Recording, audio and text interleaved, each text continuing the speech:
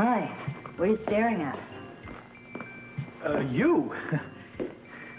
You really are limber. Thanks. Hey, you remember those goofy classes they used to have at the hospital way back when that Richard taught? Yeah. Hey, I don't want to disturb you, Bobby. I'll go. It's okay, you're not. I'm finished. Oh, you got a minute? Sure. What do you want to talk about? Well, have you given any more thought to me working in Jake's office and assuming some of his caseload? I thought about it a lot. And? I don't know what to do. We don't have to talk about it right now. You probably want to go up and take a shower and change your clothes so you don't catch a cold. I won't catch a cold. And I guess we should talk about it. Now's as good time as any. Want some water? Here, I'll pour it for you. I don't need anybody to take care of me. Where are you going? I don't want to talk about this. If you're going to get riled up, it doesn't do you any good. It doesn't do me any good. I was just trying to help, you know, and I thought it would be good for you and for me and for the people in town here that need help. But you know what, Bobby? I think the bottom line here is you don't trust me. There are a lot of people who don't trust you, Scotty. I know that, and I don't blame them. It feels to me as though you've split this town into two camps. There are the people who want to accept you and want to accept the fact that you've changed, and then there are other people like Ruby who don't buy it for a minute. Which camp are you in? You know, we keep talking about forgetting the past, but you know something? I don't want to forget the past. You know, there are some good times, and there were some good people, like you. You know, show me an underdog, and you were always right there ready to defend him. Hell, you probably taught Jake that. I never taught Jake anything. Yeah, but you were always willing to give people the benefit of the doubt, and I understand why. Because if anybody knew what it was like to forget about the past, you did. Or to get a second chance. Bobby, people change. You did. People believed in me. They gave me a second chance. Well, that's all I'm asking for. Scotty, if it was just me, if it was up to me, I'd say go ahead and use the office. You know that. But it's not me. It's Jake's practice. It's very precious to him. And he's the most precious thing in the world to me. I know that. And I wouldn't want to do anything to change that. You couldn't, even if you tried. Okay, I'll tell you what I'll do. When the clients call, I'll tell them to make other arrangements, okay? Thanks for being honest with me, Bobby. Scotty? Wait. Go ahead and use the office.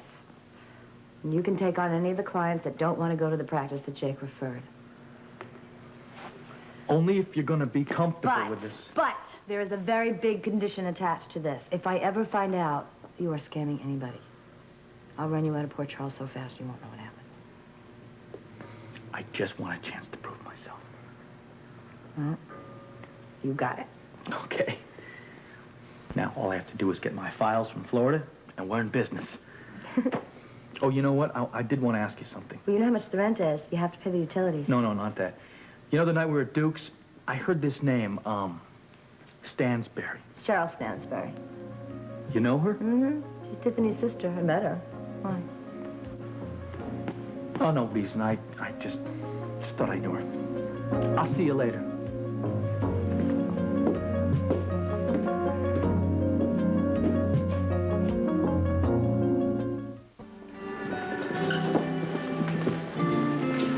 These are post-op instructions from Mr. Walsh. Thank you. Monica? Hello. How is he? My father. Well, I'm happy to say he came through surgery very well, and you should be able to see him in about an hour.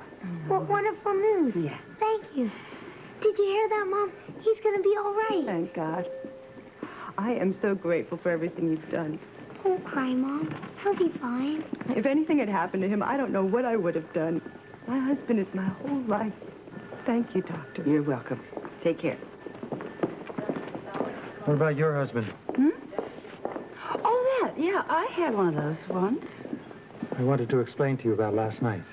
Oh, you mean Duke's Club and, what's her name? Her name's Cheryl Stansbury, and it was strictly business, Monica. Oh, come on, Alan. Come on, you're just up to your old tricks again. I know your every move, from your little rendezvous with Ms.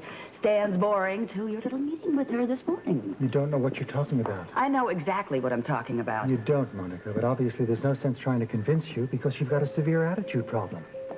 Thank you so much for your diagnosis, Doctor. Will I be getting more of the same, Monica, tomorrow at the stockholders meeting? Oh, you mean attitude? Oh, I think you'll get a lot out of that. In the meantime, Alan, just come off the contrite husband number. You're not here to explain last night. No, I came here because I'm trying to save our marriage. You're trying to save your neck. I don't have to do that, Monica. I've already paid off HDI the $12 million. It's over and done with. Well, I wouldn't count on that, Alan. See, tomorrow at the meeting, I plan to tell them how you stole that money. If you do that, I'm going to go to jail. Well, I'll bake you a cake. Who's going to bake one for you, Monica? Now, what is that supposed to mean? You make an announcement like that, you're going to have as much trouble as me. How? Because you're going to have to admit that you covered up the entire thing, which is going to create quite a few problems for you. So if I were you, Monica, I'd change my attitude.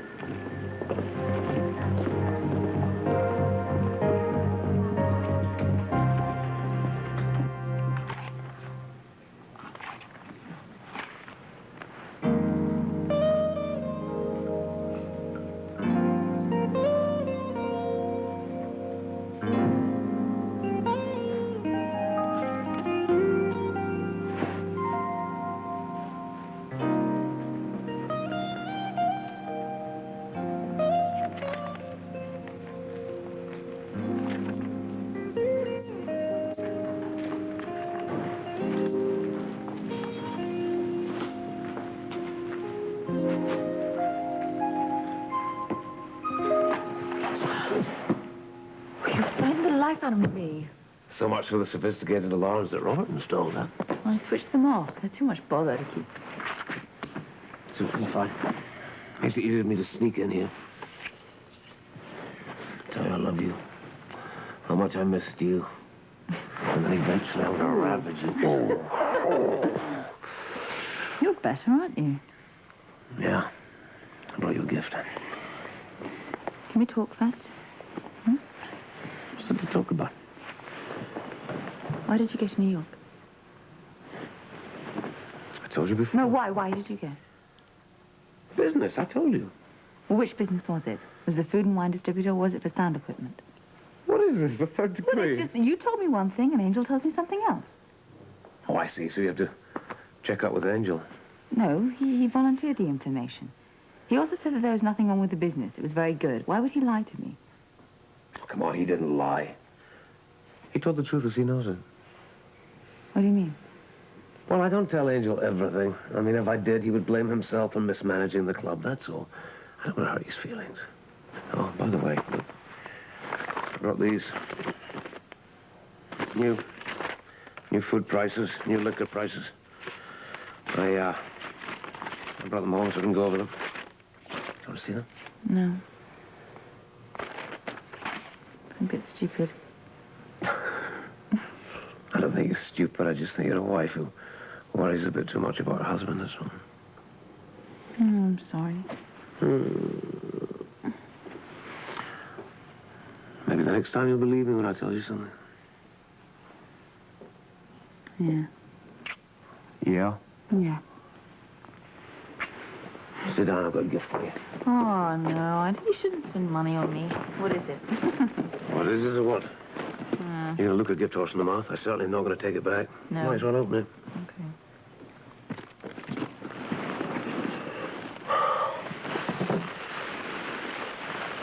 Oh. This is nice. Oh, this is gorgeous. You like it? Yeah. It's so soft. Ooh. I thought it would keep you warm next time we go to Scotland. Well, keep me warm here. It's freezing outside. You'll probably get much better use out of it in Scotland.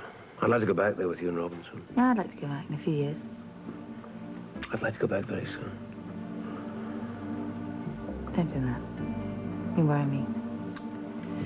Why? You can't go back to Scotland when your business is in trouble. Why don't you just let me worry about the business? Come on.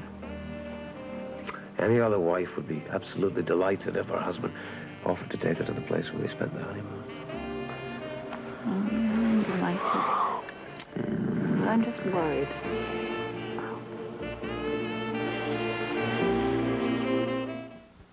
Shelley Pemberton suffers.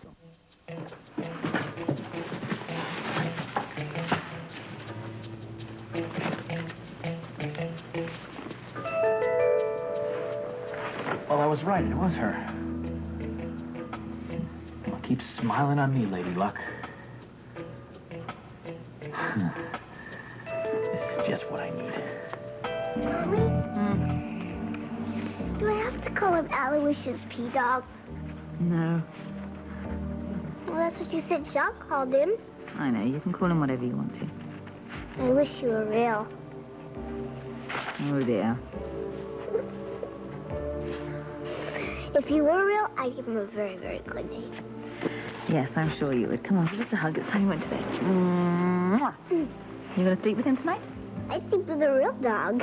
No, you wouldn't, because I wouldn't let you. Where did you get that from? Duke gave it to me. How come? I'm not sure. I'm not sure of a lot of things. No, I said what I had to say and then I got out. You mean you left your home steaming? Well, he certainly wasn't too happy. Well, neither was I, with your wife asking all those questions. Listen, I'm very sorry if I caused you any trouble. It's not your fault. I should have checked with you, made sure you knew the excuses I was making before I left. I think I covered myself all the same. I brought back some food and wine priceless, and I did get to meet with one distributor. God knows I hate to lie to him like that. Yeah, it's very hard to tell her the whole truth. Yeah, I don't think we have to do that, though. So what are you going to do about Carruthers? Well, I've been thinking about that. The idea came to me after I heard what had gone on at the Quartermains. What if I just approached Carruthers? I could ask for his cooperation, arrange a fake death, then spirit him out of the country. In that way, he'd be safe from Jerome. Jerome would be none the wiser. That's going to be awfully tough to pull off, boss. Gosh, I've got to think of something. Jerome claims to be a man of honor. Yeah, sure. Mob honor. I know what that means. He doesn't make any idle threats. That includes the threat he's made to Anna and Robin. Now, if he doesn't get his way, he'll carry out that threat. I've got till next week to prevent that.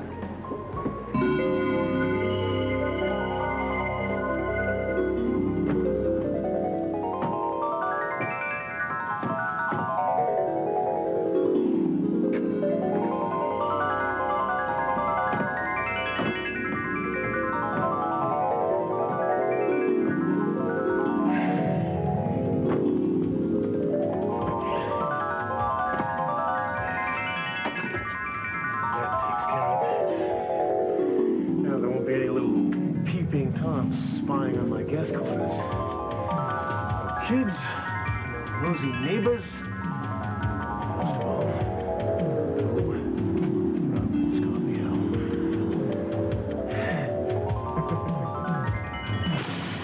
Yes, it's that.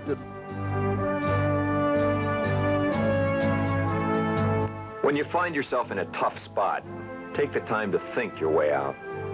It works for MacGyver. Tonight,